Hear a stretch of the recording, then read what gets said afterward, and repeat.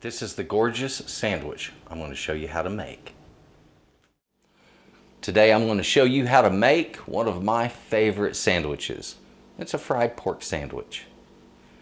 Some folks call this a Hoosier sandwich. This is a sandwich that's really common in certain parts of the United States. I would say the most common location would be Indiana.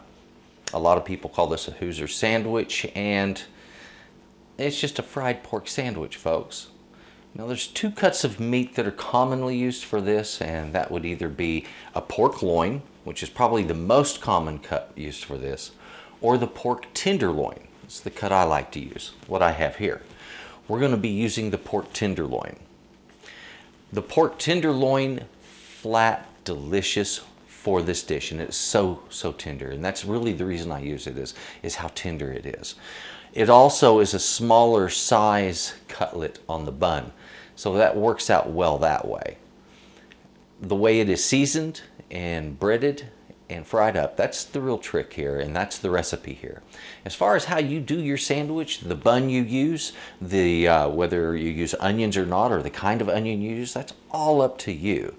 I'm going to be using a little bit of lettuce and some onion on mine, and probably some mayo, and just keeping it simple like that. I find that a sandwich like this, when you keep those parts simple, the rest of it really shines. The fried pork tenderloin sandwich, this is one that, well, once you've had it, I think you're going to get hooked. First thing I need to do is show you the ingredients we're going to use, and then I'll show you how I make this. Let's take a look at these ingredients and get on with it. Come on. So the ingredients we're using today, simple enough. Got a couple of pork tenderloins here. You can also use pork loin for this. It is a little tougher than this. I like to use this because it's inexpensive and it's very tender and makes a wonderful sandwich cutlet. Also, we're going to be using some panko breadcrumbs, some flour, eggs, half and half, and our seasonings here, I'm using coriander, thyme, black pepper, and some salt. All right, that's all there is to it. I would like to mention you can be a little heavy-handed on these three items here, not on the salt, because some of the oils, the essential oils of these, do get washed out during frying. Okay? The salt, use as you would normally season anything. Let's get right into making this. It's not hard, it's fun. All right, when it comes to doing this, I've got a couple of pork tenderloins here, and I'm going to take this one up front. It's the smaller of the two. And I want to make some cutlets. Now, I need to make a cutlet here, one about here. So these are about 2 to 2.5 inches long each. And the remainder of this becomes its own, all right? It'll be a slightly different shape. And it's not a big deal. Very gently. There we are. So I take my cutlets once they are done this way, and I'm going to stand them on end, and we're going to press these down. Now, this is important when making your cutlet. You want to have something nice and thin and flat, all right? If you don't have something that's flat, it's really not going to fry up the right way. The other thing is when we pound down meat like this, it pulls the fibers away from each other, and it takes a tender piece of meat and it tenderizes it even more. So take that into account when you're doing this. There we go. I'll show you how they look here in just a moment. I like to do this in a plastic bag. A simple Ziploc bag like this is just pretty much indispensable when it comes to working in the kitchen, doing unique projects like this. This kind of an item really makes life easy. You can use foil, piece of plastic over the top like plastic wrap.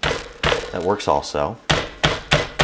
I use this because I can also flour my meat in this bag when I'm finished. So we took that cutlet and made it nice and flat and beautiful, and I have something here that's really worth seasoning up and frying. So look at this. Isn't that gorgeous? I'm going to do the same thing on this piece of meat. Now that was a head meat, and it usually comes out a little bit funky looking. Not always, but usually. 3 beautiful cutlets. All right, and these are going to make some fabulous sandwiches. And here's the thing, I've got these right at about a 1/2 inch thick, and we brought them down from what, 2.5 inches thick, which is what gives them that broad shape now. But they're going to also cook up very nice. They'll be very, very tender. These little bits of fat and stuff like this, I usually just leave them alone. If you want, you can pull off any silver skin prior to pounding these out, and they'll come right off. But generally I find once they're pounded that type of stuff isn't much of a problem. If it's thick like this, sometimes I'll go ahead and remove that.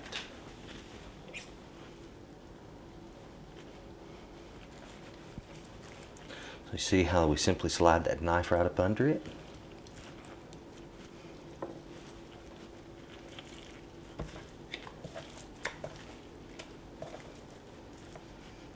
Okay.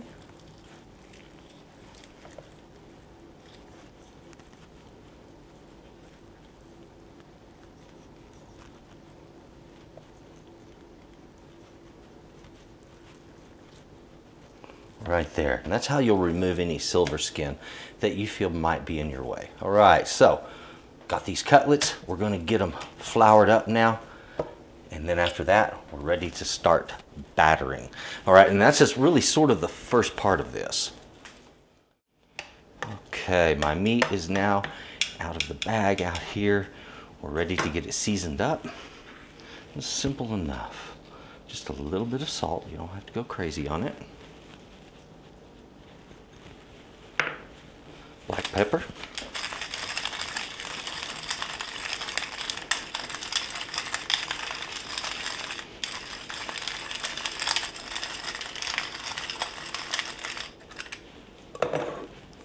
A little bit of thyme.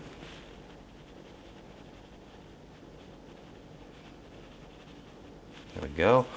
And some coriander. Coriander, I'll say this. While it isn't traditional on this, coriander is so good on pork and it marries so well to it. I really recommend you try it. Okay, coriander, thyme, a little bit of black pepper and some salt. And there we have it. Do both sides and you're off and running. With everything seasoned up, I'm going to break out that bag that I used a little bit ago. This is pretty easy, folks. We're going to put one of the cutlets right in here. Put my flour, drop it right on that.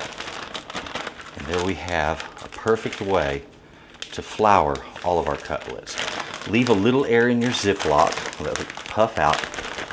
Just give it a shake. And right there, your cutlet is fully floured. At this point, I will now take this cutlet that's in this bag and we will finish it off with the rest of the battering process. I've already cracked my eggs in this bowl. I need to just go ahead and break these.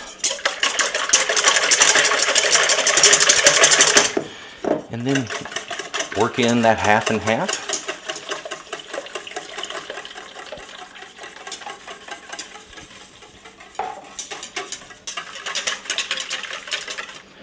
Now, in the event you might be wondering why I'm using egg, I do like for my viewers to understand this stuff. I use egg for one reason, actually for two. The first reason is that it is thicker than just plain milk. The thickness of the mixture allows more of this to stick because there's more of that stuck to the cutlet that has flour on it that allows more of this to stick even still. So that's how it all works. It's all about building a thicker crust. The egg allows that to occur. Now, if I'm using not panko breadcrumbs, but just a flour batter, and I'm doing like a fried chicken or something, then I'll do eggs only if it is not bone in. In other words, if it's like a light fillet, like tenderloins or something, I'll do an egg wash then. If I'm doing bone in, I use buttermilk because it does not brown as quickly as the egg does. And the egg, that's the second reason I use it. It'll brown a little faster when doing an all flour type of crust. So your buttermilk will cook longer. So actually, that's the reason I use that egg right there. All right, so this is ready. All I need to do is get my floured cutlet into this, and then into my panko, and then into the hot oil. I need to get that oil heating up. Okay, I have my cutlets. I've placed both of them down in this flour. So I take my floured cutlet, isn't that nice, down in the egg wash. Very simple. From there, straight into the panko. And here's the trick. Just give it a shake.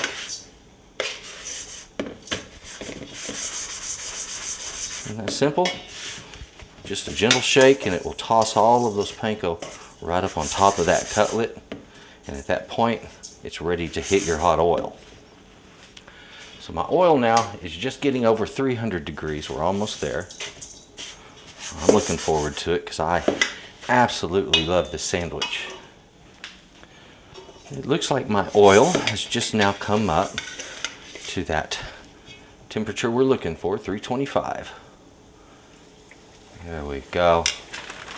Get that in there and get it cooking.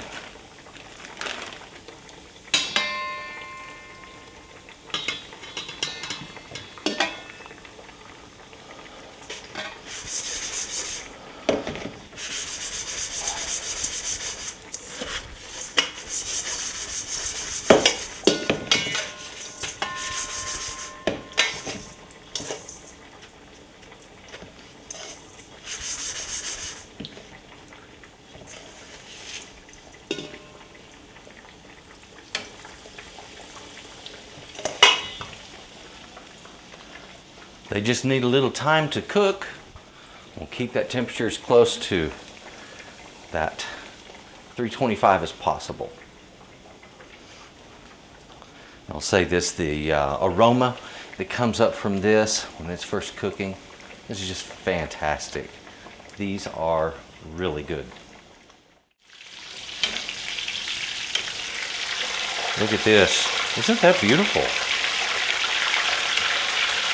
Oh yeah. That's what we're talking about. The quantity of everything that we're using today, and this is enough for about 4 to 6 cutlets. All right, so you've got 2 tenderloins, a cup and a half of half and half, 4 eggs. You're going to be using about 2 to 3 cups of flour, and anywhere from 3 to 4 cups of your panko breadcrumbs. The coriander, thyme, and black pepper, you can sprinkle liberally over that meat, okay? So there's no real measurement there. But remember, these have essential oils that do wash out during frying, and so you lose some of your flavor from them. This, spread evenly over the meat on your salt. Don't oversalt it, and remember that this doesn't have any oil that washes out the way these do. So do not be heavy-handed on that salt. Folks, that is what we used to make these gorgeous cutlets. Now let's take a look at those and make our sandwich. Oh, I'm looking forward to it. Look at that. That's what I'm talking about. That is one gorgeous, crispy, beautiful cutlet. Fried up nice and perfect. Oh yeah. Here we have it. It's beautiful, isn't it? All those all fried up nice and pretty. We'll take that one right there, the very first one that came off of or out of my fryer. And on top of this, I want to keep it simple, folks. I want a little red onion. I'm going to do some lettuce on there. I love this butterleaf lettuce. It's one of my favorites. Get some of that on here.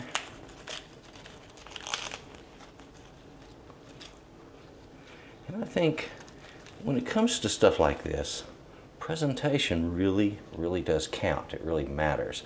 And you know how that sandwich looks sticking out from the bun, the goodies, how everything sits on the bun really makes a big difference. And there we have it. That is what I call a fried pork sandwich. As you can see, it Didn't take a lot of work to yield one remarkable sandwich. Take a look at that. Very, very nice. Okay, now for the real deal right here.